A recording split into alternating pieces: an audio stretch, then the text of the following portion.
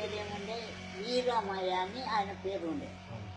అయితే ఇక వీరమయ్య అప్పుడు చెప్తాడు, నీవు చాలా సేవ చేసినావు, నీ ఒక పార్టీ ఎట్లా తీసుకోవాలి, రేపు నువ్వు ఇంత పొద్దుకు నువ్వు రా, అప్పుడు నేను కూర్చున్న జాగాని కిందికి దిగి నేను కూర్చుంటా, నీవు ఆ జాగా మీద కూర్చో, నీకు జ్ఞానం అరువు అవుతుంది అంటే చెప్తాను.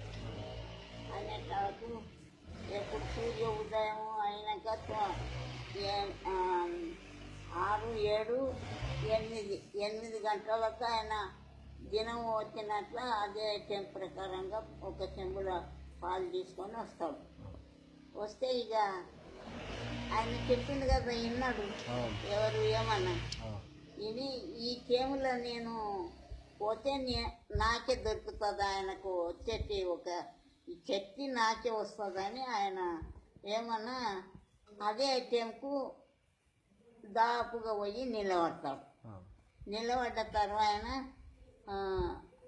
ఆయన మెల్లగా పోయి ఆ చెంబు మూను పక్కన పెడతాడు. ఇక ఆయన కిందికి దిగుతాడు, కూర్చున్న జాగా నుంచి కిందికి దిగి కూర్చుంటాడు.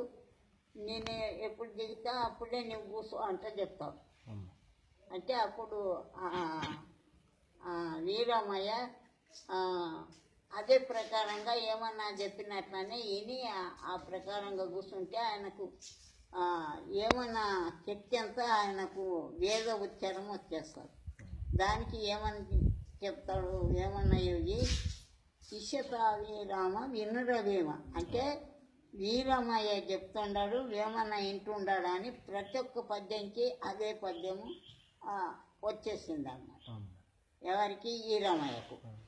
ఈయన వేమన్నకు వచ్చే పద్యాలన్నీ ఇషతావిరామ వినురవేమ, వేమన్న ఇంటుండాడు వీరమయ్య చెప్తున్నాడు అనే ఒక వచనానికి పద్యాలకన్నిటిలో వీరమయ్య చెప్తుండాడు, వేమన్న ఇంటుండాడు అని ప్రతి ఒక్క పద్యంకి ఇషతావి వినురవేమ అని పద్యాలు రాస్తాడు. ఎవరు? వీరమయ్య. అదే వేమన్న. దానికి అన్ని పద్యాలకు వచ్చి పెద్ద పుస్తకం ఉండదు, అది ఏమన్నా పద్యాలు, అది పుస్తకం అంతా ఈ లౌకికంలో జరిగేదంతా రాసిండు ఆయన. అట్లా జ్ఞానం అరువైన తర్వాత